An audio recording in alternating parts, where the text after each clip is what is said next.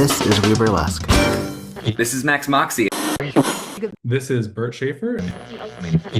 This is Bella Fire. Hi, this is Pistol Holiday, and we are listening to We Burlesque, Season 9.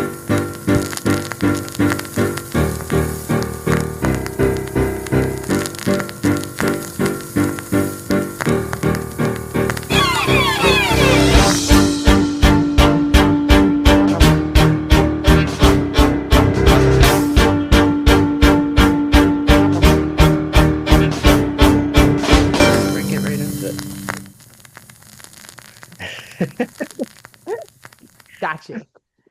This is We Burlesque podcast, and I'm your host, Victor Devonne. And through the miracle of fiber optics, I get to talk to nightlife individuals in the field of drag, burlesque, and cabaret.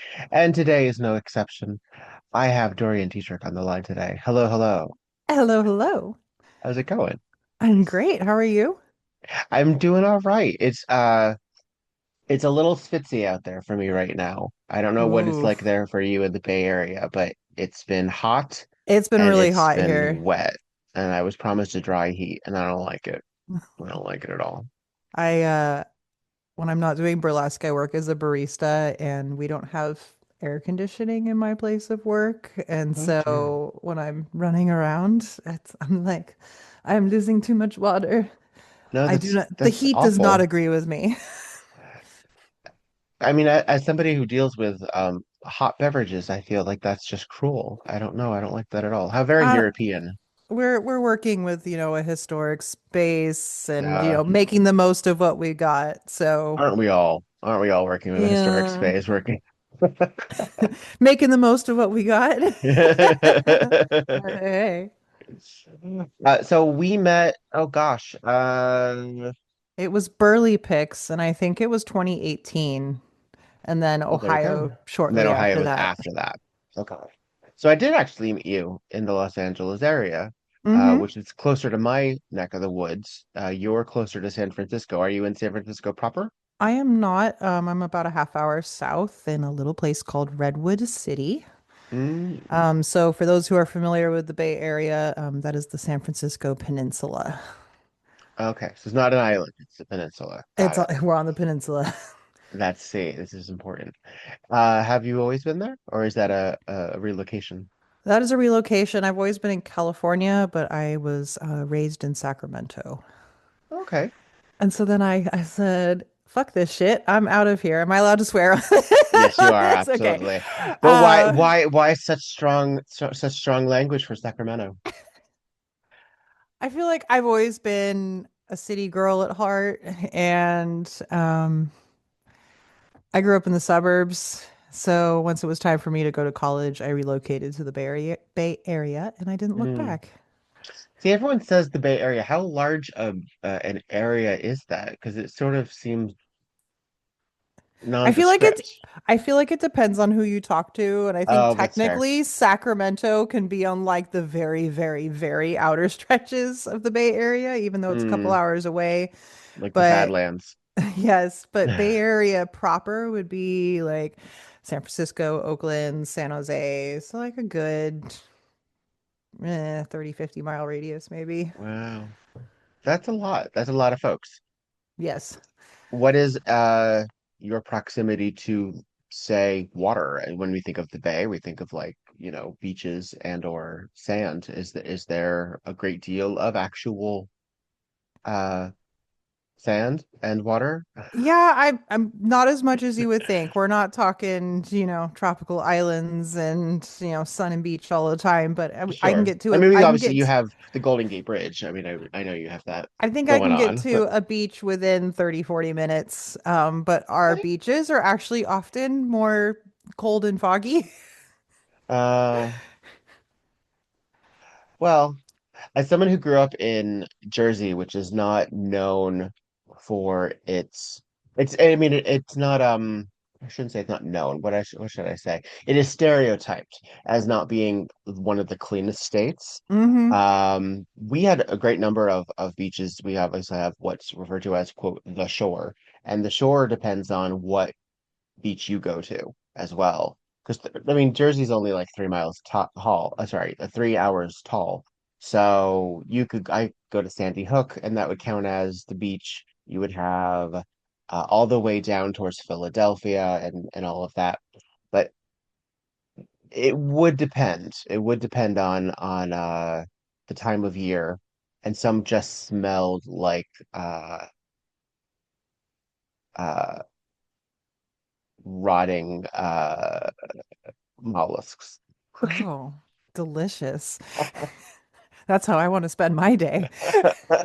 We with the bay here, we sometimes get that rotting egg sulfur smell. There's certain bridges you go over and you're like, "Oh yeah, There it the is. bay's really fragrant today." There you go. So as someone who grew up in that area for your life, was there a theatrical element to those cities that inspired you? Was there how did you get into the dramatics? Oh boy. I've always been involved in some sort of creative activity for most of my life. It, started with choir in elementary school. I played Ooh. violin from fourth grade. Um, did choir in high school, church choir, a lot of singing. Mm. Um, and What it, denomination? I was raised Episcopalian, but I no longer practice. The frozen chosen. What's the variant of Christianity that Episcopalian? Is it like So they're pro Mary, anti Anglicans. this? Okay. So there's a lot of crossover with Catholicism. Tends to be a little more liberal. They have female priests, married priests, gay priests. But a lot of the um like core tenets are the same. Um, but it's a Protestant religion. Sure. Um, And so, yeah, a lot of choir, violin, a little bit of acting also through church and in school. Um, I don't know, I never felt very strong as an actor. But I did always like being involved in the dramatics, as you call it. Um, and then originally I was going to major in biology and go to medical school. And senior year of high school, I said, you know what, though? I'm really mad at myself if I don't give this singing thing a chance. And so I ended up being a music major for better or for worse. And so then I was doing opera, musical theater, and all that in college. And I was Wow. sort of peripherally aware that burlesque was a thing that existed. Moulin Rouge was like my favorite movie in like middle school, which I watched that again as an adult, and I was like, wow, wow, this is terrible. But the inspiration was there, obviously. Sure, sure, Liza Minnelli, Cabaret, of that sort course. of thing. Um, so yeah, I kind of went through the legit arts, the high Hmm. arts, and then eventually made a bit of a winding path over to burlesque. So I don't know a whole lot about vocal stuff, but whenever I have a singer on the pod, for the people who do know what the hell you're talking about, I would Hmm. love you to explain to me your vocal abilities and or what do you call it? What's the shade? What's the Oh, like my fach.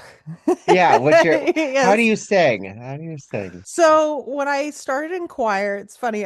They started out with me as a soprano, partly Hmm. because especially in church choir, so many of the older women were just altos by default. But I Hmm. always just felt not right singing Hmm. soprano. And eventually I was able to work my way down to the more alto sphere. Head voice has always been a little bit of a challenge for me. So some people understand what I'm talking about, as you say. Yeah, yeah. I like to live more in that chesty space. Um, and yeah, when I started singing in college, that was actually the first time that I had had any sort of real vocal instruction before. It was just being in choir and kind of figuring it out along the way. And yeah, ultimately I landed in a space where they they decided I was a mezzo soprano, which Mm. so in opera world you would have your sopranos, and there's many different types of sopranos, and then Right. you have your mezzos, and there's That would many be like different types of Carmen, right? mezzos. That would be like Carmen, exactly. Yes. There's also a lot of pants rolls for or trouser rolls, depending on where Mm-hmm. you live, for mezzos, which I really appreciate. Although A lot mezzos of also princes and exactly, and I think of young yeah. boys, horny teenage boys. Um, I enjoyed opera. It's obviously there's a lot you have to learn with breath support, and it can be taxing at times. I ultimately moved away from opera just because I felt like I almost had to stick myself into just that one box to really excel at it. And I am more of a Renaissance person and want to like be involved in a little bit of everything, singing in a cover band and, doing more jazzy things. And um, yeah, so you could refer to me as a mezzo soprano. I don't really think of myself in those terms so much. I'm like, I just like to sing. Yeah. I like to Yeah. sing. I definitely, when I was less confident in my voice, it was very, like soft and wispy, and I'm straining myself, And then at some point, I found that strength in like belting things and, just kind of like letting it rip, and I Yeah. found my voice a little more. When was it that you sort of found the sort of Weimar cabaret sort of? I mean, you mentioned Liza obviously, but Right. to go into not only that aesthetic, for me it was fairly organic because at that point in the my subculture, which was Rocky Horror Mm-hmm. and uh I had a lot of Renaissance fair influence, which then also had a lot of steampunk influence, which therefore had, the Dresden Dolls and Ugh, Human Wine and folks that were coming up at that time, but with a lot of goth influence. of course. So how did that work for you? I believe you're a good 7 to 10 years younger than me. I mean, if we want to get into ages, If you really feel like it, are you in your I 30s? turned I turned 38 this year. There you go. Well, I just So turned 42 a couple days ago. so So, see, yeah. not that much of a Okay. difference. You strike Side me as so note, youthful. um, yeah, I'm actually really looking forward to my 40s. I feel like when we're younger, we're like, oh, 40, that's so old. And now I it's like, know. no, I'm just getting started. It's Like, we were conditioned. It's not our fault. Yeah. yeah, like 40's nothing. And I feel like my 30s have been so amazing for just finding myself and trying new things that, I mean, other than, body aches and that sort of thing, my 40s can only get better. Yeah, well, also because I mean we'll get to the thing just a second, but just as since we went there, I find that we deal with ageism on a regular basis, particularly Yes. when it comes to femininity and women who have dared survive.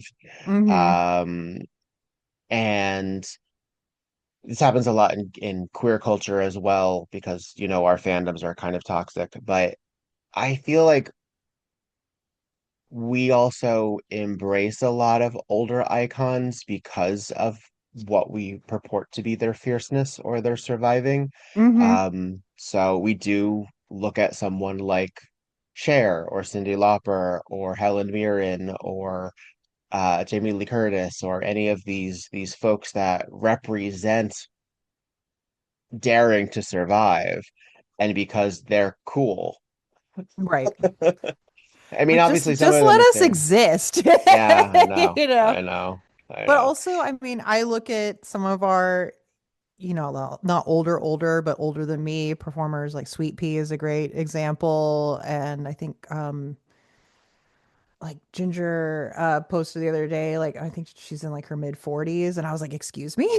Mm, Like and the same thing. It's like there's that youthful energy, but hmm. also I think it's like, yeah, I can apologetically be in my mid 40s, mid 50s. Like there's so many Oh, people sure. there seeing people who started burlesque in their 60s, and it's like that's just a number. Like, Yeah. Well, yeah, I think also in burlesque specifically because we have our icons and our legends, and there is that reverence for them. mm-hmm. And not just reverence, but sort of awe in Yes. addition to that. Um, I think that we're better than most people. I think that we recognize that age is actually an asset in that regard. Oh, Maybe totally. not for elasticity and flexibility, but because But my you know, bones are but already creaky, but you just, you adapt you do and adapt. retool and figure out what your body can do at that time, and all of Yeah, those things are valid. But we yeah. went on a little tangent there. Yeah, we did, but that was all right. That's the life. That's how I pod. So Uh, yes, let's talk about the stripy stockings and It's funny because you actually mentioned the Dresden Dolls, and that was a big entrance point for me. I already, as a singer, really appreciated singing in German.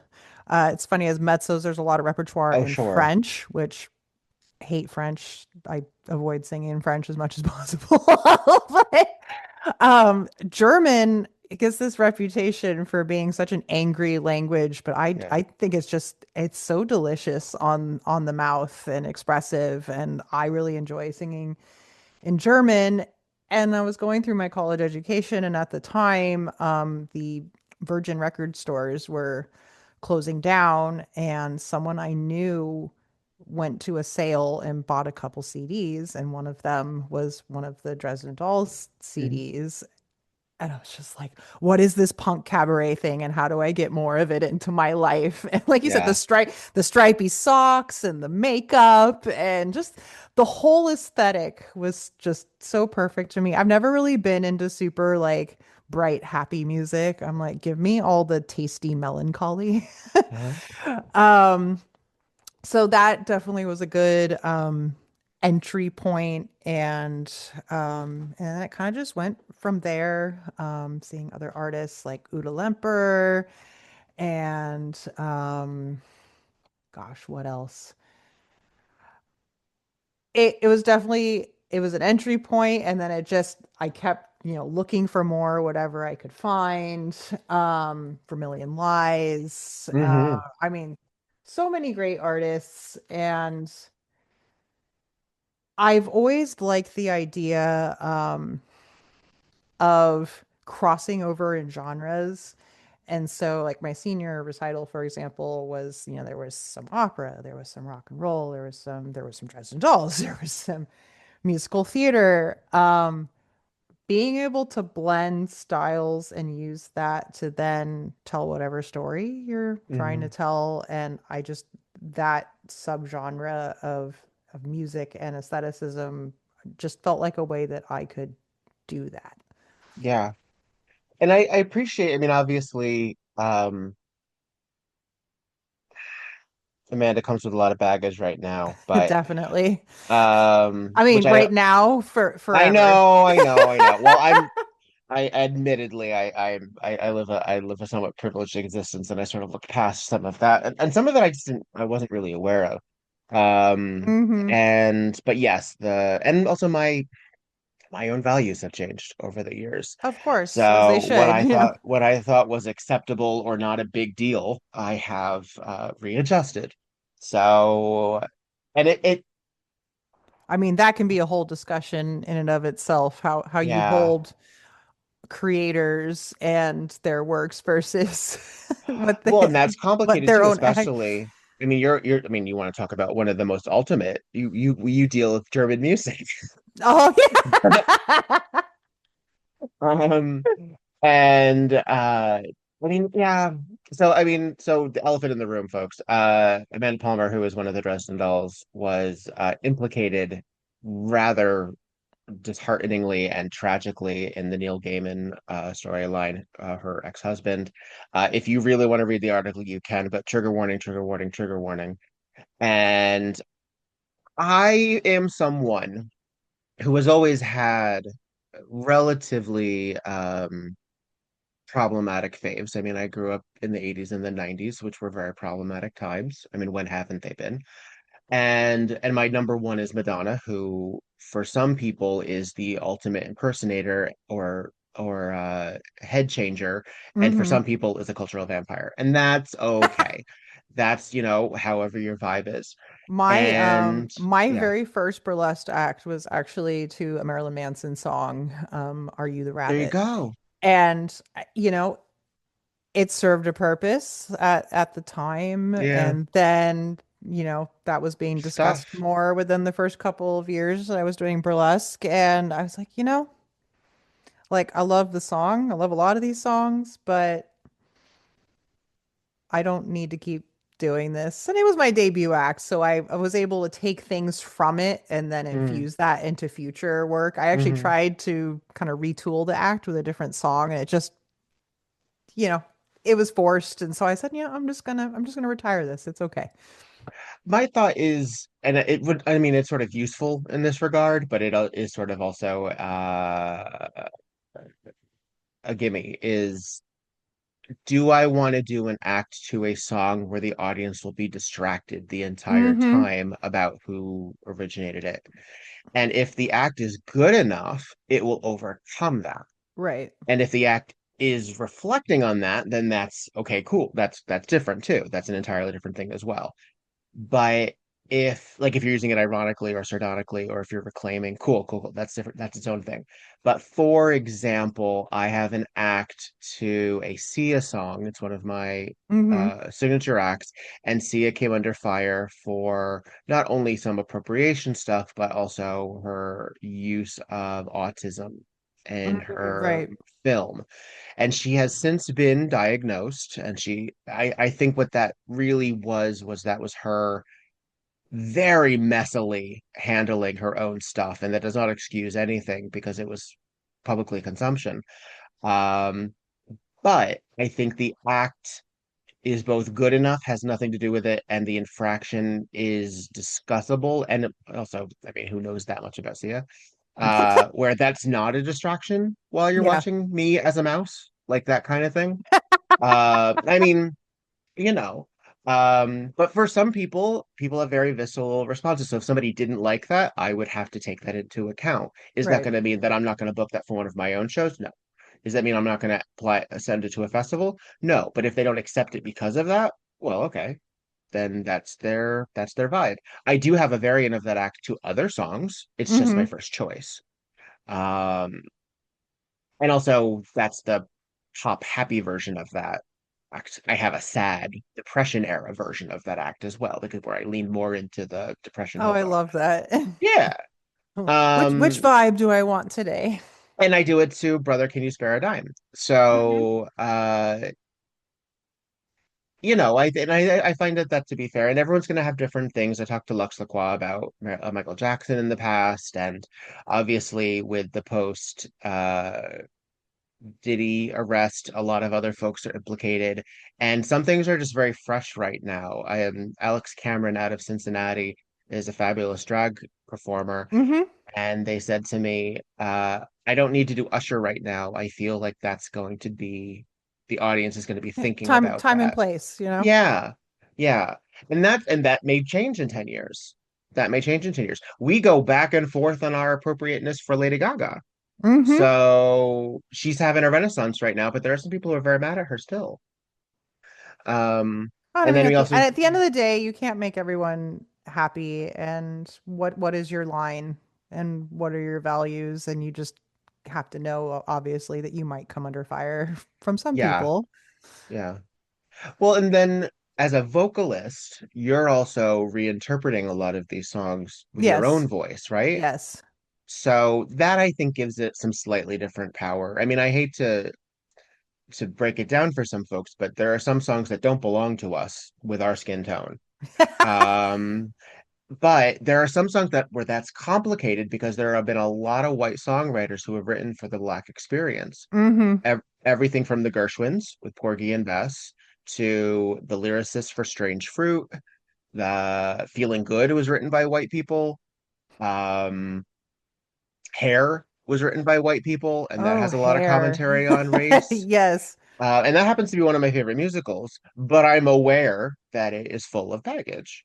So when you're working with both contemporary and it's lazy, but vintage songs of the expression, I mean, How do at you this point, curate? vintage refers to like 90s. I know yacht rock and classic rock and dad rock. We just have all these euphemisms. I know. Somebody called the Killers classic rock, and No. I know, but then I had to think about it. I was growing up in the 80s, and I remember the Eagles being called classic rock, and I'm like, Hmm. that wasn't that long before. So It's anyway, like, what do you call oldies at this point? uh what would I call? I mean, I'm a generation ago, or 2 generations ago, so I would still think the 50s, maybe the Hmm. 60s.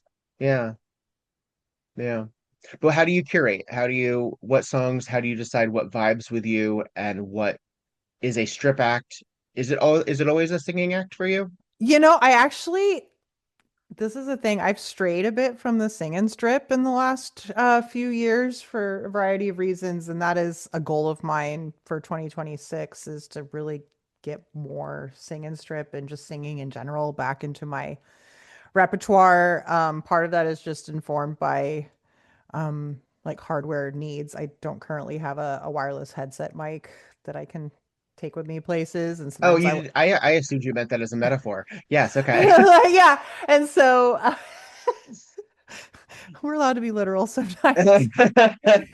um, and so yeah, getting that hardware so I can actually have my hands free, I think would free me up to do some more of the things that I want to do.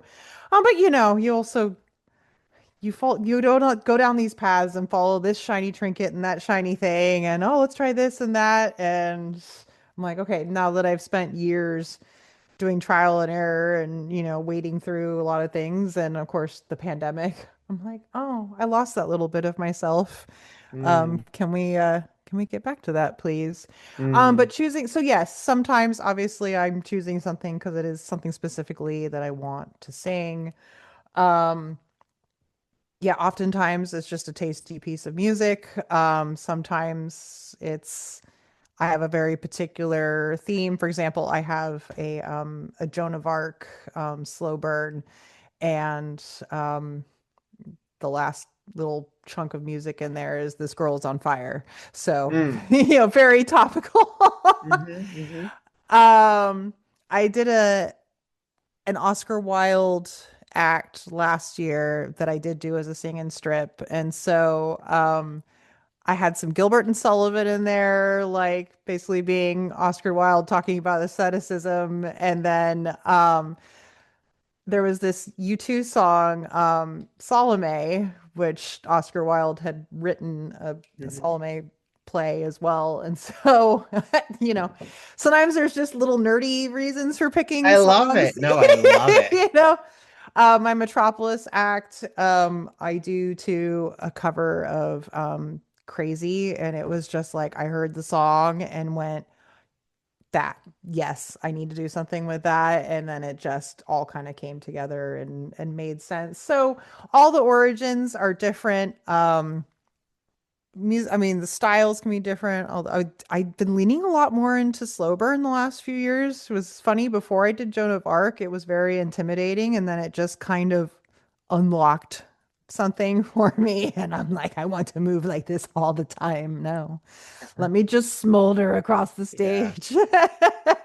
Yeah. I mean, that's the thing, isn't it? Like a lot of us when we get started, I found, and I mean, it's a little different now because I'm meeting so many more people that have had actual mentorship and but as someone who didn't, as someone who I realized that I was moving very fast. I was Hmm. going through it very quickly, and I don't know Yes. if that was me psychologically trying to get through it, or if because I was someone who wore a lot of clothes, like I would be Yes. the three-piece suit as well as I had business. So I had stuff I had to do during the act, and Right. I would I was afraid of losing my way because at least once or twice I would have, and I wouldn't have had everything off at the right time. Hmm. And then you learn when I really embrace stillness, I think I became not only a better performer and a more effective performer, but it really did shift how I even do the fast stuff. Hey, this is Victor Devonne. I know it's difficult to strategize how to spend money and where that money should be going, and I thank the folks who have found some way to support financially this podcast. Massive love to the people on patreon.com/weburlesque. Thank you very much to Courtney Jones, Dottie Rebel, Charlotte Strudel, Paris Stilton, Luna Delight, Goosey Gander, Roxy Reverie, Faye Havoc, Tiffany Lane, Madam E, iRed, Shimmy LaRue, Curly Bright, Oliver Swisky, Sebastian Crane, Alex Collode, Bo Bridges, and Stormageddon. Love you very, very, very, very much. If you would like to support the podcast, you can go to patreon.com/weburlesque, and I promise you those dollar bills go to servers, to advertising, to actual real costs, including WordPress, GoDaddy, and people who need my money. So thank you very, very much for help supporting the podcast, and thank you for amplifying the voices of those upon it. Love you very much. Yes, for sure. So that same Marilyn Manson number, my debut, same thing. I felt like I had to have 5 million costume pieces so that I would always have something to take off. Yeah. I'm not a dancer. I mean, I've had a handful of dance classes, but it's always been a bit of a insecurity point for me. And so yeah, that like, what am I going to be doing with my hands in this moment?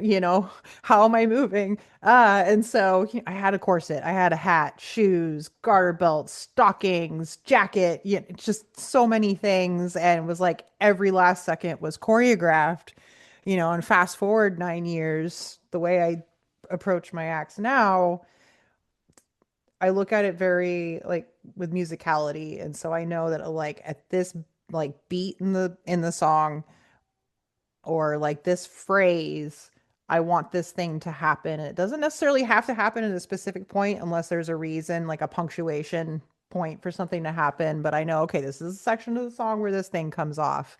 This is the section of the song, where I'm moving in this way. And it really frees you up so that, if something goes wrong or, whatever you're feeling in that moment, you actually have the freedom to do that instead of being stuck to your choreography. And I think that has also then made me more confident when I do, improv, or I just need to, do a one-off thing for a certain show. And I don't feel like I have to spend weeks and weeks developing a very specific choreography. And I can still confidently go out on a stage and know that I will do something that people find interesting.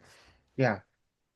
Well, you also, as someone who does a lot of trouser parts, even in Yes. your own creation as well, um, and you're named after, I assume, Marlene Dietrich, Correct. who radiates very strong they them energy in Correct. retrospect Yes, as well. definitely. I wonder Um, I wonder if Marlena lived today and had this language and terminology, if that's something that she or they would choose, mhm. Yeah. I know it's considered poor form by a lot of folks to speculate on the gender and sexual identities of those Mhm. who are dead. I think as queer people, we get to do that, and everyone else can go fuck themselves. Yeah. I think it's gross when straight people do it, but we get to do that because what we're looking for is through lines, and what a lot of straight people is looking for is stereotype, and um they're looking at it like a zoo. And what Mhm. we're looking for is like surgeons and entomologists. Like we're Right. we're deconstruct, like Well, that's and I what I feel think. I feel like labels can either really pigeonhole you or they can be liberating, and that's Mm, for each person to decide. And so, you know, whether Marlena, would have been non-binary or just a, androgynous or, masculine mhm. leaning, female, or, and Any number of what things. was she, bi or pan, or like, I it's think not she was at least necessarily, bi. well, yes, obviously. Um, but what's important is, whatever her identity was to her, and Right. she lived it unapologetically. So Yeah. Yeah. But as someone who explores or your presentation on stage is automatically a commentary, whether it's intended or not, Right. on gender or expression, or just as a traditional showgirl is a direct reference to femininity in that capacity, Hmm. however that person intends it. Whether they choose to deconstruct it is their business, but the presentation, that's what we're doing. Yeah. Um, how has that evolved over the time that you've been a performer? And what does it mean for you to revel in it or work around in it for the audience? Oh gosh. I feel like we could spend forever dissecting this topic. Um, yeah, well, I mean, from the beginning, I've definitely always had a bit of a gender bending presence, obviously inspired by Marlena and Mhm. others. Which, if you want to talk about people with baggage, she also comes with a lot of her own baggage as Mm. well. But we don't need to get into that. She hated the Nazis. We have that going for us. She hated There the is Nazis. She hated the Nazis. There's some allegations of, racism in there, but Mm. eh, and I believe it was her daughter's biography talking about, or yeah, her daughter's biography of Marlena talking about just kind of how awful she was as a mother sometimes. But again, I kind of buy that. I think actually, don't you just hate it's like you get these people who are just absolutely brilliant in some ways, and then you find out they're horrible human beings. I It's know. Well, I like, mean, that's can also I in the grand tradition just of give me one thing? daughter memoirs, Right. from Mommy Dearest to My Mother's Keeper, like Oh, yes. to I think Shirley MacLaine's daughter has something out right now. I like it's just there's always something. There's always something. And that's also their lived experience. That's an entirely different Correct, of thing. course. Um, So go but ahead. yes, gender Ah, yes, being gender. oh, this gender thing. Being Dorian, I mean, has always been like a really fun way to just explore a more authentic version of myself on stage. People often talk about, yeah, we have these burlesque personas, and some people really like to keep their everyday life and their burlesque life apart, sometimes for Mm, safety reasons or mm, whatever. And I look at the character of Dorian, but in a lot of ways, Dorian is just an amplified, more confident version of myself. mhm, And so being able to work these things out on stage, I mean, I always enjoyed wearing kind of like tailored menswear, tailored for, mm. Did it? an AFAB body. Um, and then figuring out my own identity. I mean, when I started in burlesque, I identified as a straight female. And part of that, I think, was, exploring queerness and gender identity and that feeling of, oh, but I'm not queer enough. You Hmm. know, I've only been in relationships with men, so like, am I really bi? Those kind of feelings. But like working things out through Dorian, and it was like, oh, this feeling that I don't really connect with being a woman. And it's like, but can I use an NB label or a genderqueer or whatever? And it took a long time to like get to a point. It's like, you know what? No, these feelings are valid and I'm allowed to step outside this heteronormity, even though I'm feeling like, oh, I'm not, this enough or that enough. And so that's really been a gift being able to like explore that through Dorian and Hmm. also like, yeah, going out on a stage. I have a Peaky Blinders act that I literally just did this past Monday night that is, waistcoat, trousers. I wear, flat shoes. I actually, for the most part, don't wear heels on stage anymore. And this is someone I used to love heels. And as a tall person, I used to like love wearing the tallest heels I could find. But as I've leaned more into this kind of gender expansive presentation, I'm like, you know what? I don't have to wear heels all the time. I can be barefoot. Like there are no rules to how you present yourself on stage as a show person. Hmm. I've been like, I default to showgirl, but I'm like, okay, as someone who is in that non-binary space, I'm like, oh, like what am I? A show NB, a show like we need a word for this that doesn't have Yeah. girl in it, you know? I mean, people do use show pony. I know a lot of That's folks who do true. use it, who do Yes. it. Uh, I'm sure that's also not appropriate for everybody, but yeah. I mean, also, I mean, in gay culture, girl has Yeah, it does devolution it, as of well. course.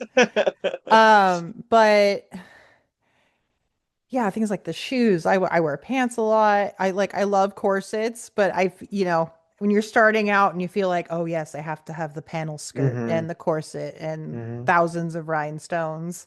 And I do appreciate rhinestones a lot more than I used to now. Looking Glass Gems will tell you that.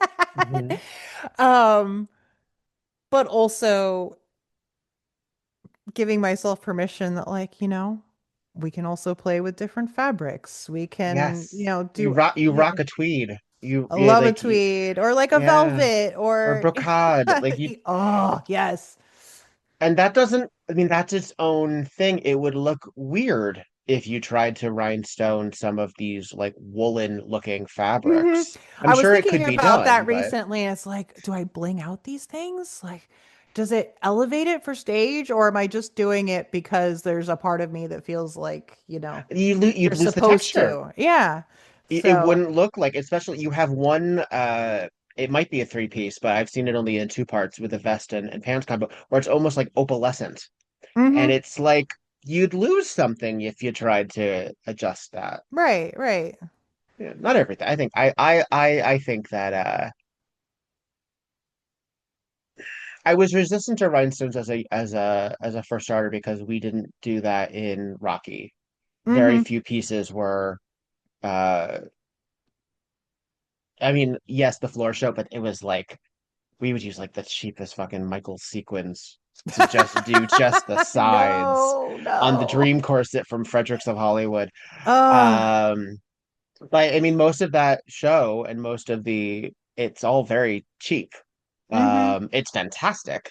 The styling in that film is some of my very favorite in film styling, but it's not meant to be, shiny, shiny, shiny. And a lot of the legends that we look at their promotional photographs, or if we look at the film, like the stag film or the recordings, they're not blinged out a little whole lot. side note, sort of related, but not really. I've been watching the older Doctor Who Hmm. episodes, so I'm on third Doctor right now, and I've been watching some of these episodes, and I'm looking at like the Cybermen costumes and the Silurians and all, and I'm like, oh, look at that space capsule. It looks like it's literally made of cardboard. Oh yeah, the whole And Ed I Wood effect. and Yeah. so I'm like, and I'm so hard on myself with the appearance of some of my costumes. My Metropolis machine and mensch is especially a pain point for me because I don't have the like cosplay EVA foam Hmm. Warbler skills. I'm trying, but it's not quite there yet. And then I see these and I'm like, that was like on friggin' BBC and people accepted that. So I'm like, if their Cybermen can look like that, my machine and mensch can look like this. I think it's all just about commitment. I think it's all just about Yes. commitment. Yeah. But we were talking about gender. Oh yeah. So yeah, how has that does I that mean, also affect the song choices that you make? And oh gosh. because so many of the songs that we do as show people, they're meant to be that they're about that character or they're Right. spoken from that as a narrator. I mean, I think that's been a challenge for me along the way too, because a lot of the songs that I'll gravitate toward are, sung by masculine people or written for masculine characters. And it's like, okay, well, I need this in a key that I can do it in. The beauty of music. Yeah. Um, Is it easy to transpose? I mean, you're doing a lot of to tracks. Do you have it a bit, what do you I've, use to yeah, now have a website that has some good karaoke tracks on it that you can transpose, which is helpful. Obviously, working with a pianist who can transpose would also be mm, helpful.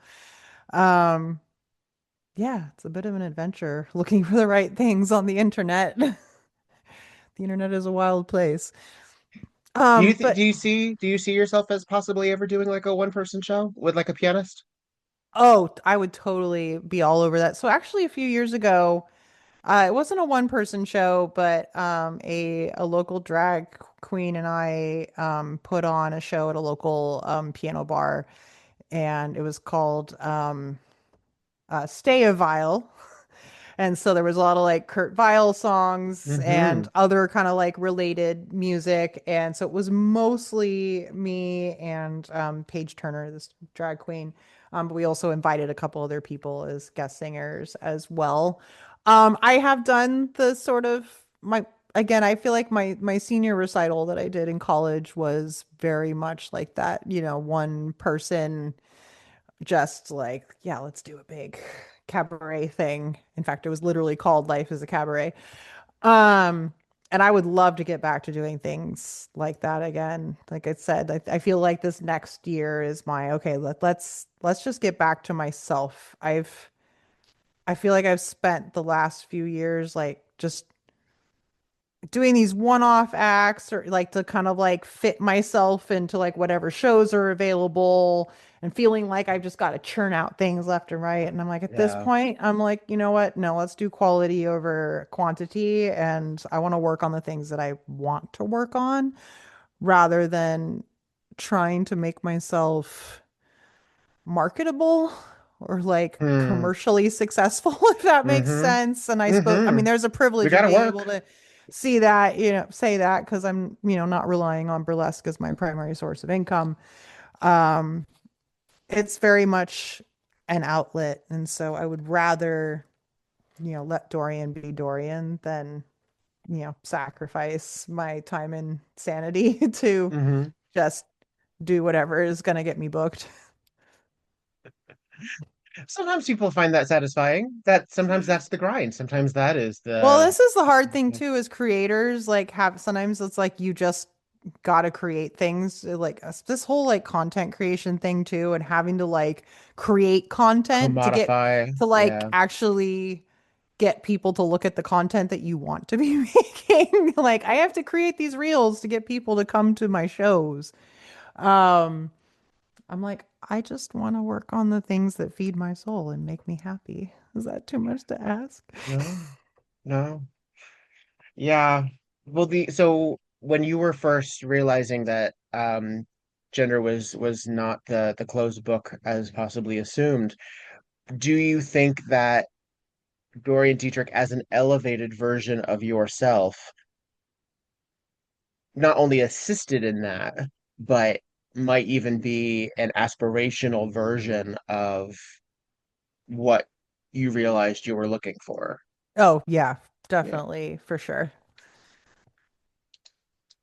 I mean, that's I mean, I think that's that's just the complicated sometimes because then you have to take the makeup off too, isn't it? But yes. yeah.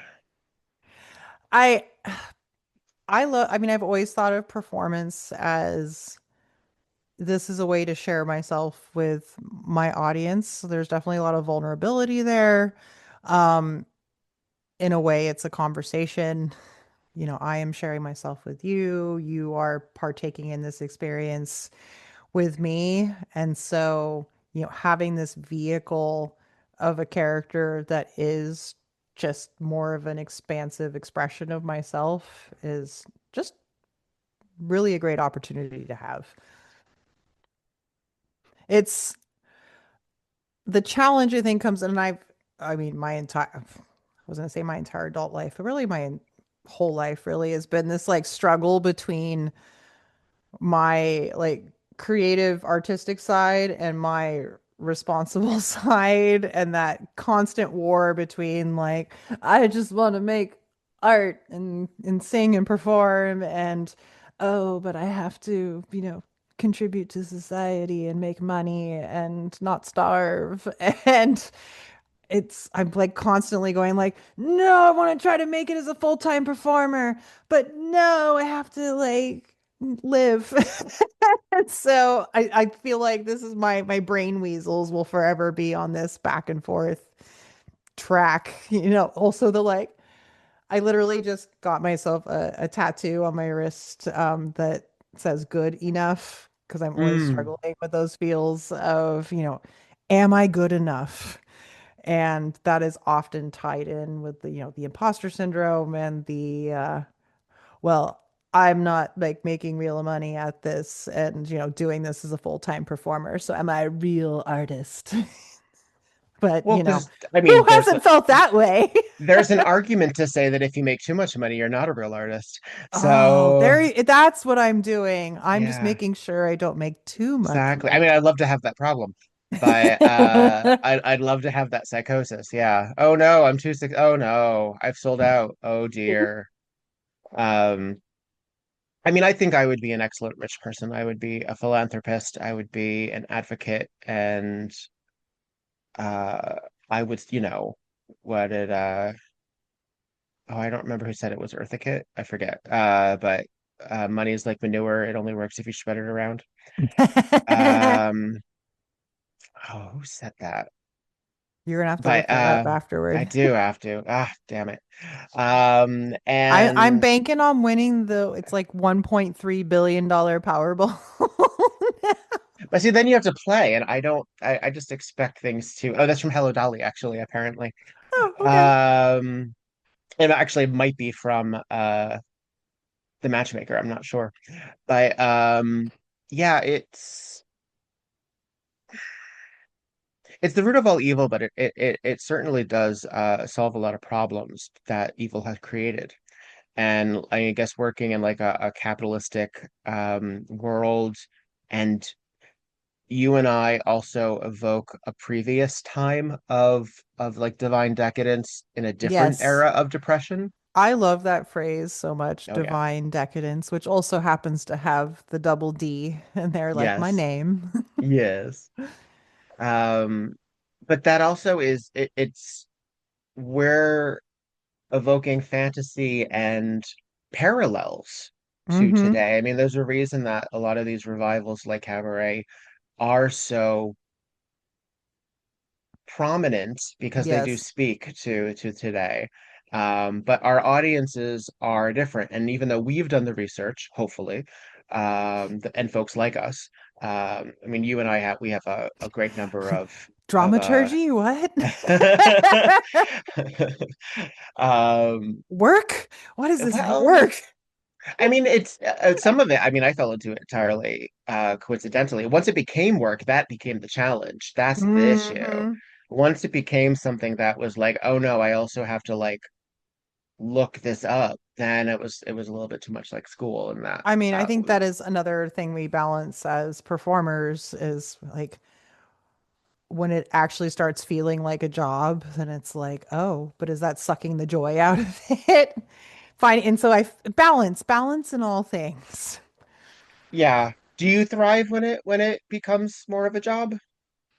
Not necessarily. And I think this is a question I'm still trying to answer for myself. I've kind of settled into this good space right now where, you know, my day job is working in hospitality as a barista. I really Hmm. Hmm. enjoyed the hospitality space. There's obviously a lot of crossover with the entertainment sphere. And so it's like I have this somewhat steady job, but also it affords me the ability to also experience, you know, do this artistic part of my life. And so I'm striking that balance of the being somewhat responsible, but also being able to continue to explore my dreams and my passions. And I also really like working in hospitality. That was a gift COVID gave me, getting out of Mm. the desk job grind and finding hospitality. Hmm. Um, so yeah, it's that ongoing like, would I enjoy being a full-time performer? I honestly don't know. Obviously, there's the stress of the business financial part, but then also like you're performing a lot of the time. That's beautiful and wonderful. But would I also miss some of these other aspects of my life? You know, I like making coffee and, you know, seeing people every day and serving them. So I don't know. I don't have these answers. Yeah. No, it's real. It's real. And it's going to be different for everyone. It's going to be different for everyone's, neurodivergence as well as their regional abilities, because there are going to be some locations that are going to be less uh, providable. Like like if you're working in a location where there's only a couple of places you can perform. Well, and that's the challenge now, especially with more venues closing in San Francisco, and I'm sure other, Oh yes, we've had it in other LA too. locales as Yeah. well. And it's just, outside of booking, a lot of private parties, how are you supposed to make a living doing this? And then, as I spoke to before, it's like, oh, okay, I'm getting enough things, it's bringing money in, but at what cost am I, churning things out just for, again, because it's a job versus this is a thing that actually feeds me. I go back and forth on the, the corporate entertainment as well. It's like, okay, well, there's some money there, but is there going to be joy in it for me? So, there are pros and Hmm. cons to performing as a has to provide you an income sort of way. Well, that's the artist issue as well, and the artist slash entertainer issue as well. Then I'm sure I As will be gnashing my teeth to my deathbed trying to figure this out. well, and I mean, we should be so lucky because there is something of a privilege in that uh uncertainty as well, because a lot of folks do have to make that decision or make that choice or make Hmm. that sacrifice, as it were. And I mean, there are some folks I'm sure making mass-produced birdhouses in the exact same color and structure is satisfying for them because that's their personality type. Yeah, more I'm power sure to you that's then. if that provides clarity to you and that consistency. That doesn't, I don't know. There is argument if that makes you an artist or not, I guess. Uh, but that's somebody else's argument. I don't need to argue that for them, you know. I I do find some comfort in routine, but only up to a point because then I get bored. Mm, So it's like mhm. I like having some structure, but not too much structure. Yeah, I feel like I would be better at structure if I had the windfall beneath me, if I had the cash Hmm. to sort of lean on. But I have always felt sort of cosmically in transit all of my life. And Hmm. sometimes some of that is compounded by the fact that I moved a little as a child, not frankly enough for me to use that as an excuse. We I can had pretend one. it's okay. Well, I mean, but I had a lot of personal stuff. So I went through a few, like my father was married 4 times. I'm from the second marriage. I grew up with the third marriage. I never knew the first marriage, and I get along with the fourth marriage, but we never lived Hmm. together. So there was always that sort of variety.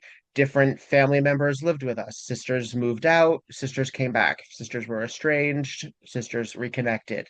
Um, there was a lot of uncertainty in the world. I mean, this was before and after the Berlin Wall fell. I was an adolescent when um, there was a lot of civil unrest, and I grew up during the HIV crisis, and then we had nine Mm, eleven. Like, there's always been something fucking up in the world to sort of make me go, oh. yes.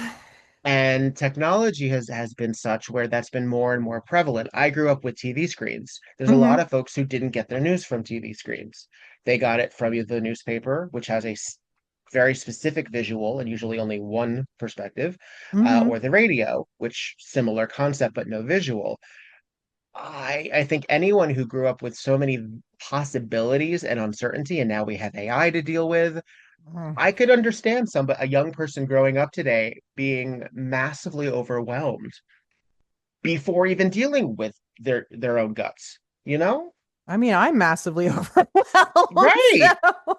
right. And in theory, my lobe is already fully developed. Like I can't even I mean, I can imagine, and that's one reason that I try to have a lot of grace even when the young people piss me off, because I do find that I mean, that's one reason that I advocate so much for trans youth and queer youth, and I try to be as anti-racist as I can contribute to, and keep that going, um, because activism is important to me, and I am very also lucky that I was raised with that. I grew up with an Mhm. immigration attorney and with people who went through what we then called the civil rights movement, and were fortunately not assholes.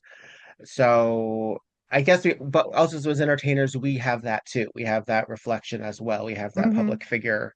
We have to keep our P's and Q's in order as well. Sometimes just to work because we're a vicious bunch as well. Oh, yes. It's an interesting world out there. And it's hard too because you kind of have to sit there and figure out like what's your line.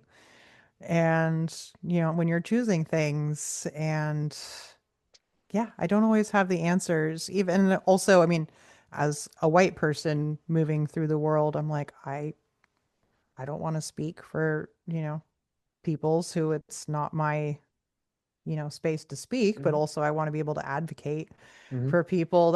I mean, also as that's wild to think of myself as a veteran burlesque performer now with my 9 years under my belt. Um, but like talking to, performers who are, just starting to get into the scene and being like, you might want to think about that song choice. Or you might want to think about, these things that you're doing on stage. And I mean, I can't necessarily tell you that it's right or wrong, but maybe go talk to some people, you know, and, find out if that's a space you should be holding or not. Yeah. And it has ruffled some feathers, you know. And I'm like, look, I'm not saying you're doing it right or you're doing it wrong, but maybe just think about it, you know. Well, because The you're gonna have to defend it in some capacity. Well, as a producer too, it's like I'm also like I'm putting you on my stage, and so I might have to defend it or not, you Yeah. know. Yeah.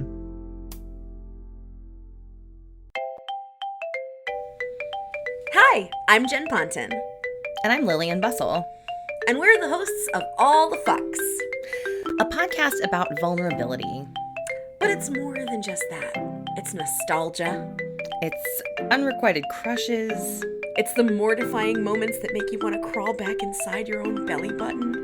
Ooh, and somehow it's sometimes about pelicans. A pelican allegory, if you will. Oh, I will. So if your heart has ever felt like a skinned knee, Oh, you'll fit right in as one of our fuck buddies. All the Fucks. A storytelling podcast wherever you listen. Hey, this is Victor Devonne, and I like socks. I've always liked socks. In fact, I like socks so much that I don't match them because life is too short. Not because life is too short to find the other one that matches it, but because I want people to see how many socks I have. And I don't always take off my shoes, but when I take off my shoes, I want you to see at least 2 examples of the quality that I am drawn to. And that is why I shop at Foot Clothes. You can get 10% off your first order at footclothes.com and enjoy the luxury, style, and utter ridiculousness that is Foot Clothes. I encourage you to do so, and I want you to do it right now. And I want you to feel comfortable not having those socks match. Get into it. Feel right about it. Take pictures. Make some money off of it. I don't need to see it. You can send those the way that you need to. But you have fun out there. That's footclothes.com. Promo code Victor Devonne, lowercase, all together.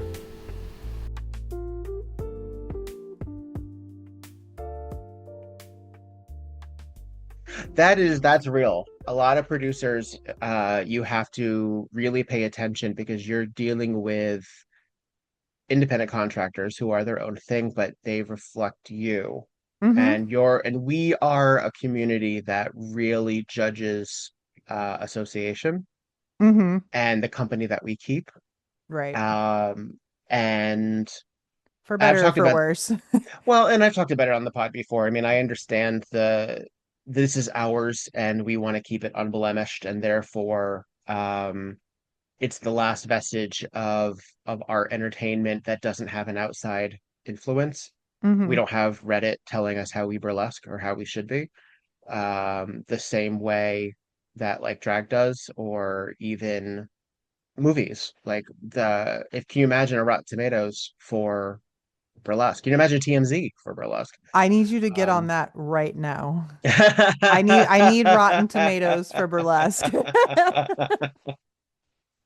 But and then everyone's line is going to be different. I mean, just as we talked about when it comes to like Marilyn Manson and Madonna, we have people and Bowie and Iggy Pop and anybody, Aerosmith, anybody who has any association with the past, and different relationships in movies. We have, Hmm. you know, Roman Polanski and Woody Allen as instant complications, but then we also have, um, oh gosh, I'm struggling to think of any problematic directors. But we have any number of folks that the choices that they make either on film or off, like in their personal life. Hmm. And I think one of the reasons that Roman and Woody are so easy to target is not only because of what the allegations are, but because their art kind of reflects it. Hmm. And it's sort of like, well, you're kind of putting this forward, folks. You're kind of not helping yourself. Yeah, you Um, dug that hole.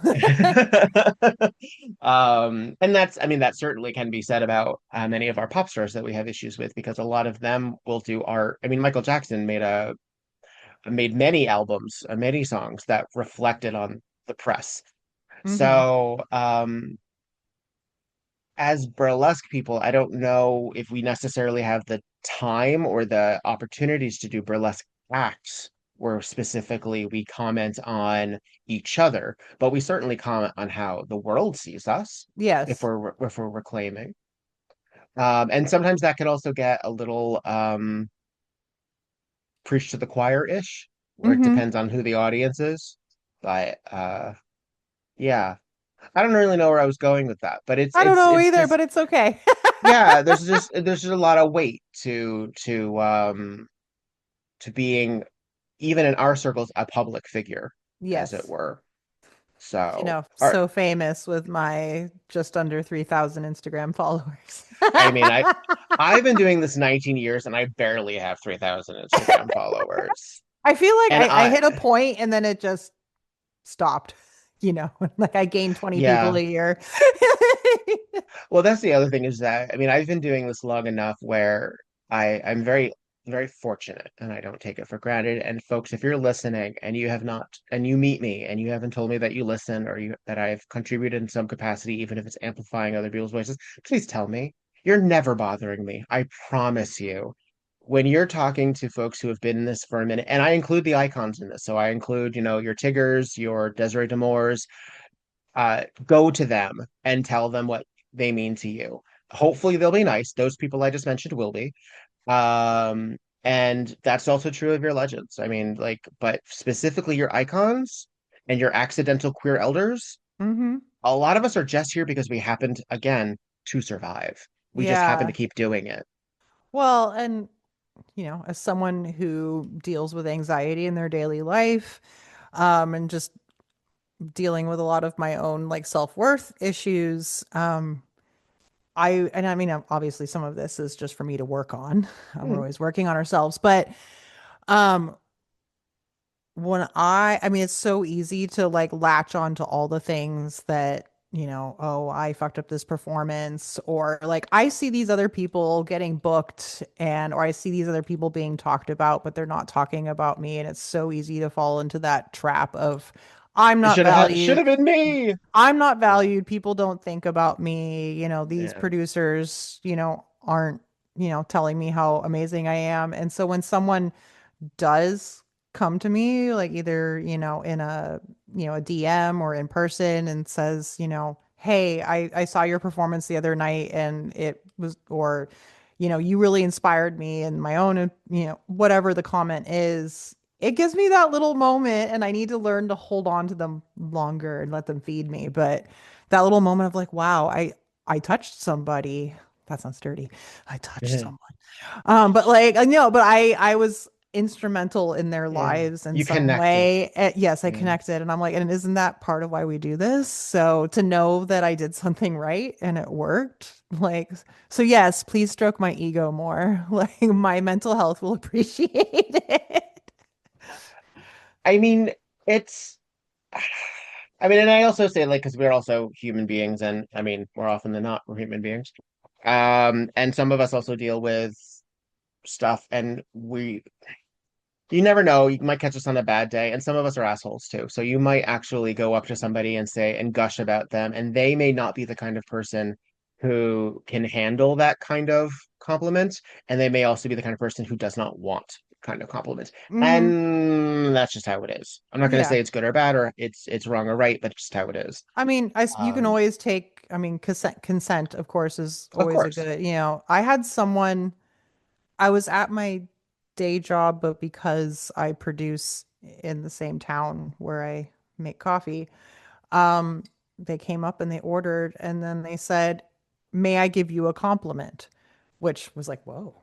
And then they Mm, said, like we just love your performances so much. And like it turns out they are someone who has attended some of my burlesque shows that I produce. But I thought that was a really great way of going about it. Like instead of just like bursting my bubble and, coming right in with the gushing, like I would like to give you this compliment, may I yeah. proceed, And yeah, I mean there are definitely I know I'm guilty of this. Oh my gosh, this thing and that was so amazing. Oh, well, let me tell you the 5 ways that I actually fucked up on stage that day. The immediate deflect, and I was actually really bad, and let me be self-deprecating. Because it's hard to accept compliments Mm, sometimes. I had that experience with another performer once. I would, oh, like, really great job today. And then immediately it was just like, rah, rah, rah, and I was like, whoa, mm, whoa. Oh, I'm sorry. I was trying to like, amp you up. And instead I got the like, rah. Like, okay. But you're going to get that sometimes, yeah. you don't know where people are. We're artists. We're complicated beings, you know. There are some I mean, I've been I remember when This Way to the Egress, they're the band. Actually, they do the theme song to the We Burlesque podcast. Well, specifically, I use one of their songs with permission called Auto 45. You should download Hmm. it. And Taylor, I believe it was, the prominent male vocalist of Egress, uh, saw Tom Waits on the street Ooh. and hemmed and hawed about whether or not to say hi or how much they mean to them. And he went up to him and he was like, "Hey, Mr. Waits," and Tom Waits is like, "Leave it alone, kid." And Taylor was like, "You know what? Fair." Yeah. Because it was basically like, "Thank you, but no, I'm good." Like it Yeah. was, and that may be a normal thing for Tom Waits, where he just doesn't do that, or it may have also been that it was a shitty day. Like it may, Yeah. who knows? Who knows? Honestly, that Um, being said, he also could have been much worse. being at festivals, I have seen performers and they're there as headliners, and I'm like, this is someone who's like, burlesque top 50 or Yeah, like, or a title holder at Beehoff. And so you just assume that they're this untouchable person. And then, you're thrown together at a cast party or whatever. And all of a sudden you're chatting with them and they're just yeah, a normal person like you. And I mean, and yeah. burlesque is relatively small enough. I feel like that, like, yeah, most of us are just normal everyday, artists, Hmm. and we're all in it together. And so Hmm. it's really refreshing, when you find out they're like, oh, this person's actually really sweet, or um, they might actually be really quiet because they're shy, because Yeah, you see them as this huge person on stage, right. and then like get them off stage and they're really actually Well, not that intimidating. I mean, we have obviously our one of our majors is Dita, and the general public. When I say general, I mean the expanse of the continental U.S. Hmm. I don't know the percentage who knows who Dita Von Teese is. I don't know, but I wouldn't say it's going to be extraordinarily high. I've actually But several people now when they're like burlesque, what's that? And I'll be like, exactly. do you know Devonne Teese? No. And I'm like, okay, well now Okay, then what's I my have to start reference? from another. Yeah, Yeah, yeah. what's my reference point now? Well, because I feel like if they who knew who Dita was, they actually wouldn't ask that. Because even though Dita doesn't go on True. a lot of talk shows to talk about the burlesque, it's kind of the Yeah, showgirl thing. But to that end, if you're not in opera, you might not know who Placido Domingo or Roberta Tebaldi is, but right. those folks will. Um, Broadway is complicated. You might get some folks who know Lapone or Audra McDonald or Mhm. your Bernadette Peters, but Well, most of those especially are because they cross over into they cross over television and film now. exactly. Yeah. But you might not know who Laura Benanti is off the Mhm. top of your head. And sometimes it requires that much further. And their relationship. One of my favorite. I don't know. So I love Elaine Stritch, and not everyone knows who Elaine Stritch is. But if I say 30 Rock, that helps some folks. Yeah. If I say Company, that helps some folks. But she's also of a certain echelon as well. I was gonna say, And are you a lady who lunches? uh I'm one of them. I'm certainly one of the archetypes. I'm trying not to be the one that just watches. Aren't they the best? And in one of her one of the it wasn't in her documentary and it wasn't in her one woman show, but there is footage that she must have done for some thing, and it's her getting ready for one of her one woman shows, and she's getting all of the flowers. She's looking at all the flowers, and her assistant is going through all of the cards to make sure she sends thank you notes because that's very important for her. That was very important for her to make sure that anyone who took the time to send her flowers for her performance gets a thank you. And one of the cards says something like "Knock 'em dead, love Christian Chenoweth," and she says, "Well, who's Christian Chenoweth? You got to tell me who that is so I can thank them." I'm like, Lane Stritch didn't know who Christian Chenoweth was. And I find that, I don't know why I find that so charming, but I also have to look at that time. I don't even know if Wicked had come out at that moment. And I would have to think that that was, for some people, yeah, they would have known her from Charlie Brown, but they may not have known her from this. Like even our people in our fields, we don't necessarily Well, know. and I imagine that There's a long way to go for that, but I sometimes, had to share like that. when you get off the stage, sometimes you need to be in a space that's not related to the stage. And I bet Hmm, there are some performers that are like, okay, I'm done being performer me. I'm gonna go retreat to my own world now. And so, you might not come across everybody. right. And sometimes we give, so and again, audience folks listening, sometimes we do give subtle clues. If that person has de-dragged in a Hmm. specific way, they may be cool with another colleague complimenting them or saying hi or something like that. They may be incognito at that point. Right. It may also not be because, de-dragging is in theory more comfortable. And it depends on the person. Like if you go up to Foxy Tan and they're de-dragged not to speak for them, because I'm sure that she also has hard limits. Uh, but she's not someone who I find unapproachable when she's in a hoodie. Like she also radiates that though. Hmm. But some folks, and I won't say names for them, uh, give you the clues. They give you the clues. Just Yes. pay attention. I am not open for business right now. Um, so I thank you so much for being so generous with your time, and I know that we've Yeah, barely no scratched worries. the surface. But as we wrap, what is the last year or two really been like for you? So we talked so much about the growing up period. What's the mature Dorian like right now? Oh gosh. Um, the last couple of years been interesting. I mean, coming out of the pandemic, I tried the video performance thing. I even emceed a couple shows virtually, which was a little strange when you're emceeing to a screen and you can't see anybody. Um, Hmm. I found that virtually performing just did not feed me, and it was more stressful than it was worth trying to like film acts in my living room and all that. So I was kind of following along with other people's journeys and just had that little break from performing. But I think coming out of that, it does kind of make you think like, okay, well, what am I prioritizing now? Pre-pandemic, it was okay, I went through burlesque school and I was a new performer and was like, just let's find every single show that I can and, rolling over backwards, trying to make things happen. And now that like coming out of the pandemic, I think learning that I was more confident than I thought I was. Um, definitely like before I wouldn't dream of, showing up and just here's a costume and let's improvise something and it's going to be amazing. Um, like we were talking about before, like it all had to be very planned out to not have too much anxiety. And now it's like, no, I'm fucking Dorian Dietrich. Like I can show up and command a room. Hmm. And that is wild to be able to say that.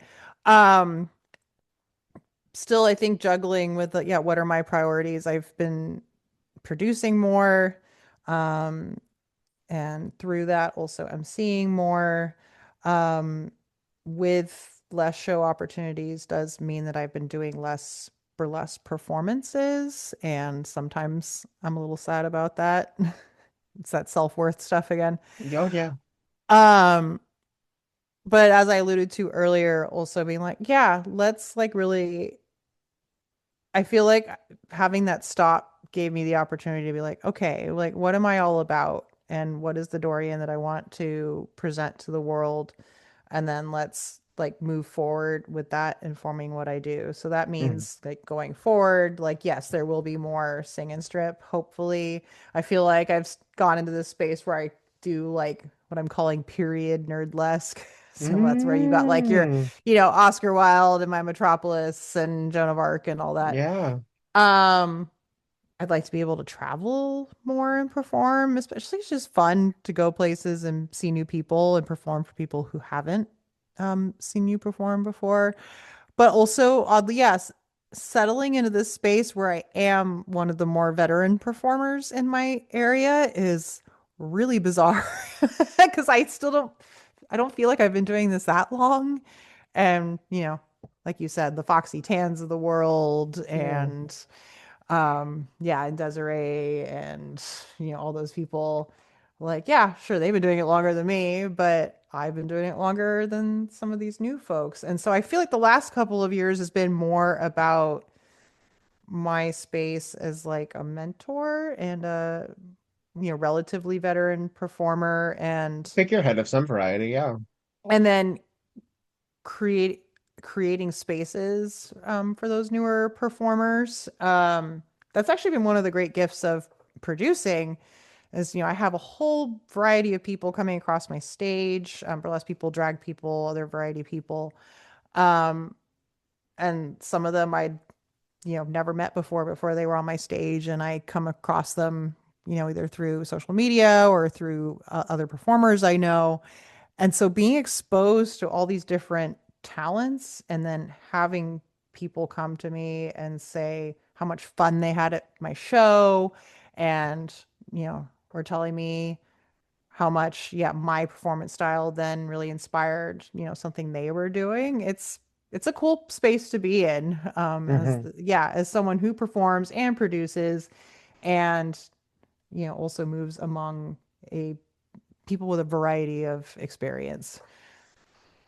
And Yeah. so I think now I'm moving, as we move into year 10, it's like, okay, how does everything that I have learned up to this point inform the person that I want to be going forward? Yeah. What And if so? What are? Yeah, please. Sorry. I'm always trying. It's like now for better or for worse, try to challenge myself to do things. So I am not a seamstress. I don't have I can rhinestone things, but making clothes from scratch is not a skill that I have. But more and more, I've been trying to be like, okay, but what can I do on my own before outsourcing it to somebody else just to like, lift little weights and, see what I can do and have that pride and like, I made it myself. Um, so like picking up those things. I started teaching like intro to burlesque classes this year. partly because my show is in the same town that I live in, and so we're kind of in this gap where we're between San Francisco and San Jose. And so people historically would go up to the city to see a Mm. burlesque show, or they might go down to San Jose to see a burlesque show. And it's like, no, guess what? We've got one right here. You can come see burlesque in your backyard. It's right here. But with that, wanting to have more local performers. And so it's like, okay, yeah, you also don't have to go to San Francisco to take a burlesque class. We've got it right here. Let's have some homegrown people. Um, so that's been really cool. We're always learning, we're always evolving. Um, and I like that. Keeps it Yeah, fresh. yeah. You said that you would also have enjoyed traveling. Where are some of the places that you've managed to get to that have been particularly gratifying?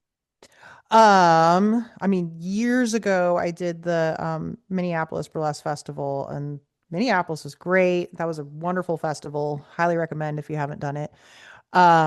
I got to go to Canada last year with Deja Louvre and performed up there, and actually met some Seattle folks through doing that. Um, in the fall last year, I did Portland and Seattle, which was great. And I am going back to Seattle in November, which should be fun. Uh, Very nice. doing BurlyCon and then doing some performing the following weekend. Yes. I haven't been back to BurlyCon since 2018, so I'm like kind of psyched to go as a you know, more mature performer now. Yes. It's a homecoming. Yes. Yeah. Yeah. Other places, I went to Munich last fall for the Bavarian Burlesque Festival, which Oh, what I was didn't. that like? That was really fun. I mean, I love Germany, obviously. So, Sure. Talk about and a homecoming. Did they embrace you with open arms? they did. A different to 50 marks. Yes. Yes. Uh, yeah, I did the Panama Burlesque Festival a couple of years ago. And obviously I've done Ohio a couple times now. Um, yeah, I was starting to get in a really good streak of international festivals right before the pandemic, and then yeah, I'm like, I want to get back into that swing again. But of course, it's all, traveling's expensive, and figuring out work when you're gone and all that. It's also there's an emotional toll as well because traveling is such a thing. Mm-hmm. I'm going to Tucson tomorrow and it's not far. For Arizona Yeah. Burlesque Fest, yeah. And so it's not far at all, but the going to the airport and going through Mm-hmm. security and feeling utterly worthless as an Oh my American. God.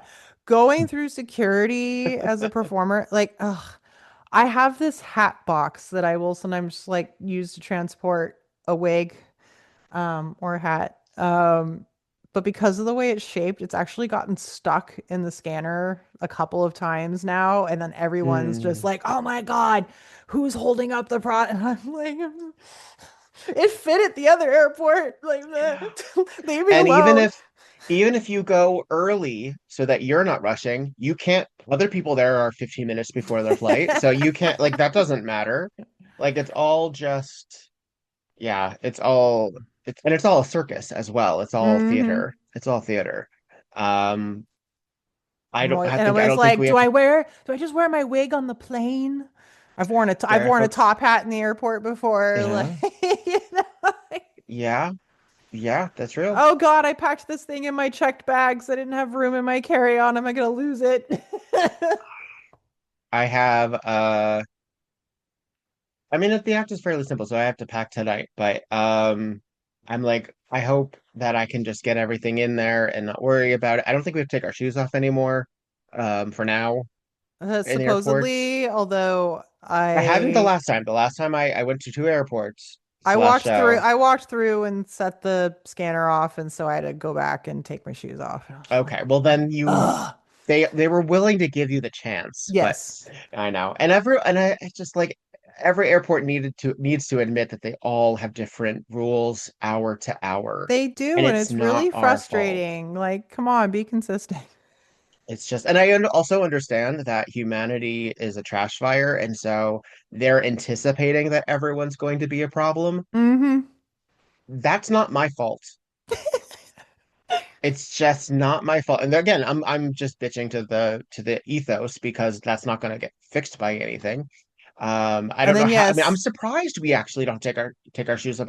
I didn't think we would roll back any of those policies. I figured they would I just get more and more strict. I feel you on the traveling while American thing though. It's I'm from California.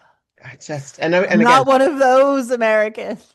and also I also understand I'm coming from a perspective as a presumed white cis male. Hmm. Um, and so I pass in a lot of different ways, and that's just how it is.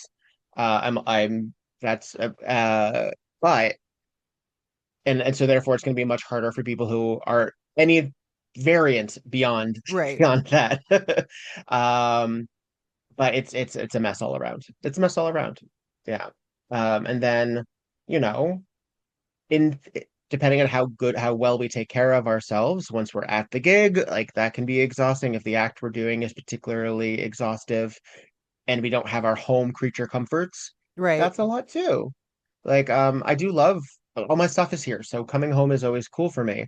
I do love a hotel room though, I have to say. Unless I'm rooming with someone and they're like, you want to go for a walk or let's go out to eat, I don't leave except to go to Tekken Hmm. before. I just say get my bottle of wine and my Dominoes, and I call it a day. So Um, classy. let's just sort of have my little cave troll moment. I don't need to. That's my rock star. That's my rock star feel. Um, so since everything is, always in flux and everything's going on, where can people find information about you and the shows that you either are producing or performing in? I do have a website, so that's just doriandietrich.com. Fabulous. And my Instagram is just at Dorian Dietrich. Those are probably the two best places to find me. I see you I also have act try to keep information. I try to keep the website updated, but it doesn't always Yeah. happen. No, the shoemaker frequently has no shoes. I know how that goes. But you also have your acts up there so that people can book you as well, and I Yes, recommend they I do that was one so. of my projects like end of last year. I was briefly in between jobs and I was like, I should do some things to make it easier for people to book me. Let's make this EPK. Yeah. I mean, you have a background in some sort of technical, because I know you also worked on the Beehoff website. Yes, in the past I have been like a website administrator, editor person. And so yes, I still do volunteer doing the Beehoff website. Um, Obviously, we'll see where that goes in the next year or so. Mm. Um, I don't know. I'm kind of excited about the possibility of Beehoff happening in different locations.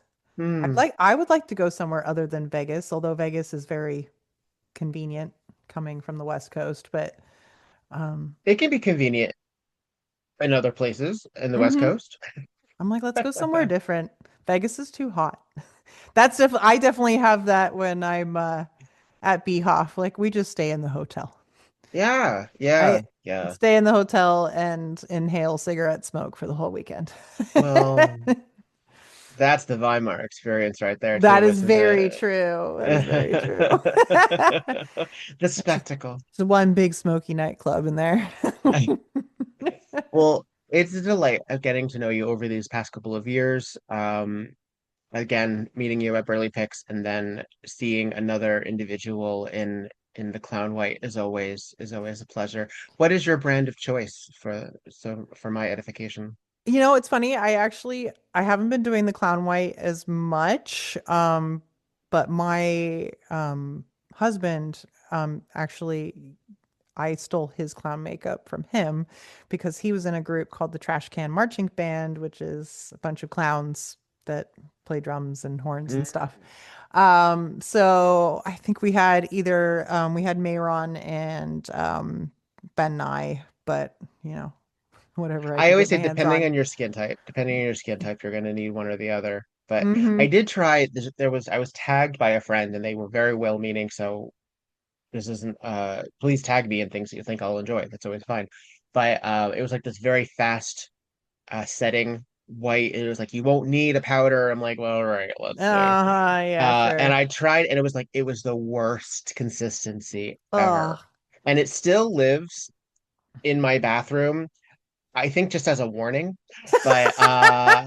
but I keep it there because I'm like, I don't want to just toss it because I want to actually like do like a public service announcement that this is crap.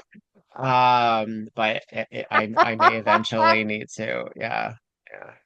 No, I Like feel like it would dry as I put it on, and I'm like, that's not helpful to anyone. Like hmm I'm not being seen from afar. Like Yeah, no. at this point, for the most part, I mean, my skin is naturally pretty fair anyway, and then the You have foundation a that deathly pallor. yes, exactly. That sexy look of death. Mhm. So the foundation that I use usually looks pretty light anyway, and then against the like really dramatic eye makeup. And so Hmm. I find that usually gives me the look I'm going for without having to go the extra mile with the like stark white. Yeah. But if I could get like a really good white foundation, but in like a normal like liquid foundation form rather than Hmm. like the white pan. Grease. Yeah. Yeah. Yeah. I feel that. I feel that. I guess that there's not much of a market for it, but folks at home, if you know one, I don't know. I know there's some like vampire chic out oh, there. sure, I sure. think I think I mean don't want to use the brand, but I think Kat Von D had a like practically white Uh, foundation years yeah, ago. They're out there. It's just they're there. They're usually very high priced or they're made by that too. complicated people. Speaking of Uh-huh. problematic folks, It always comes um, back around to the problematic people. it does. I Well, feel like that's a whole other hour discussion about like burlesque and how it's empowering, but also very destructive. that's art. That's entertainment. I That is feel very true. that's just us. The Yeah, that's just drama us. people are dramatic. What? What?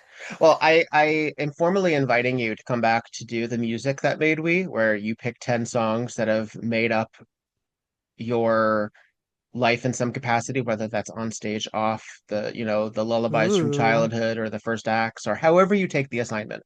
Okay. And I'm very curious what your 10 would be. God, I feel like I need to spend half a year just ruminating on that. I get The that a lot. pressure. The I get that a pressure. lot. And I'm not giving you a timetable, so you think on it. You Okay. think on it, but you are someone for whom I wish to do that with. Yes. So Sounds so good. think about it. All right. Well, thank you for being here. Folks at home, thank you for listening. Like, follow, subscribe. Those are also really great ways to engage with people that you're afraid to go up to and say hi.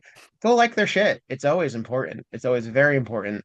And it's a nice, non-invasive way of also letting them know that you exist Just too. It just don't be that person who likes 20 Instagram pictures in succession because it mm, just looks creepy. um audience at home, you have my permission to do that with me. I need all the engagement I can get. You go right ahead. You go right Are you ahead. shadow banned? Yes. And I must be for one thing. But also I'm shadow banned ironically, I think on behalf of other people because as a podcaster and as a show producer, I was posting other people's naked bodies. And so I think before I started posting more of my own, frankly, because I wasted a lot of years not thinking my naked body was worth sharing with the world. Oh, that's so Uh, sad, I Victor. know, I know. Well, I got over it. But yeah, the numbers are shitty. The numbers are shitty. I look at people and I'm like, you have many hundred likes on almost everything you post. And I don't think you're a robot. I don't know hmm how that works. And I look at them like, no, these are real people. But Ugh, you yeah, I gotta, don't have yeah, that. divorce the self-worth from the likes. I do. I feel I've like had to. how much of it it's like, is there actually meaning in it? It's an algorithm. It is, and it's also like, who is it for? Because hmm it's in theory, my audience should be a mix of other performers as well as just folks on the street. And I'm also not just, thirst trapping all the time. And there's no disrespect to the folks that are. Get it, do it, enjoy it. Um, but also how many of those likes transfer into anything beyond that, I don't know. Right. Like how many people are liking your butt and then giving you money, you know? I don't know. I Oh, don't know how that can works. you imagine if likes for your butt translated into money? Oh, I that'd be mean, I believe beautiful. that is the business model of OnlyFans. However, Yeah. Instagram, maybe not so much though. not so much, and certainly not on Twitter, but it is what it is. It's the Don't grind. use its dead name. It's called X now. It's I can't, and I won't. I I can't, and I know. won't. And I know that they try. They tried. They tried. Anyway, darling, it's a pleasure as always. I hope to share a stage with you at some point again Yes, in the near please. Very future. soon. Good luck in Arizona. Thank you, and have a fabulous rest of your fall as we enter into the spooky season. I'm like, if we ever get there. It's coming. It's I'm so coming. ready. So I ready. know. I know. I mean, who can say? I mean, it's sort of hard to plan ahead with the world on fire, but Mm-hmm. that's what we do as the show people, isn't it? Yes, the show must go Yeah. on. Darling, mwah, be well. Mwah. I will see you around. Okie Thank you, doke. sweetheart. Bye. Bye, folks. Bop, bop, bop, bop, bop.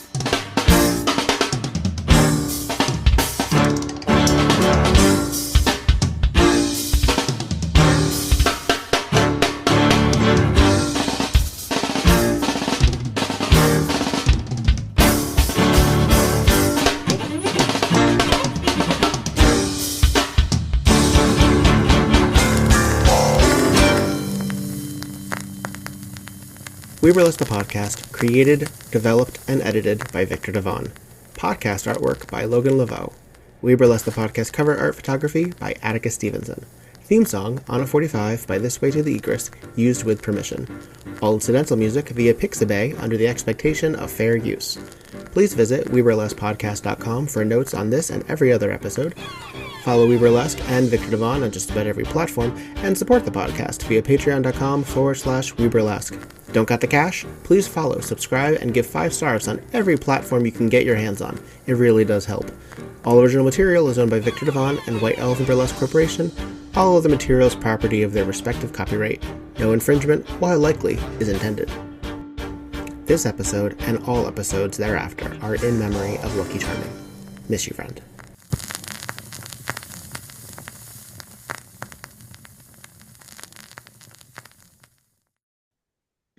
And that's it. Woohoo! Tonight on Murder, She Wrote. Hooray! Hey. Yeah. It's kind of Piper Laurie and Brenda Vaccaro at A Love Child. Thank goodness. I want to know These her. nails. Yeah, where's her series? That's what She's I want. fabulous. The son is Joaquin Phoenix. I know, isn't that nuts? And he is an ugly little kid. I'm sorry. We're just like, hey, remember when this guy was in this obscure Broadway show in 1976? Right? Look at him in those tight pants. Yum. Well, because there's not But a we lot do really get- going on. It's Yeah. supposed, I mean, unless you're listening to the dialogue, which frankly, audience at home, you can do without us. We're just Yeah, do learning your own about work, some of these damn it. backstory. But Right. Boswell put her up to it. Yeah. And then Trish had to be killed because she realized that Boswell didn't have her interests at heart because Teddy was the inheritor. Yeah. Playing her like a fiddle. Oswell knew it, and Trish just gulped it down like one of those martinis. And then tossed it onto the lawn. And then lost her head. Poor Trish. Trish loses her head. This is Victor Devonne. And this is Petra Fried And this is Tonight on Murder, She Wrote.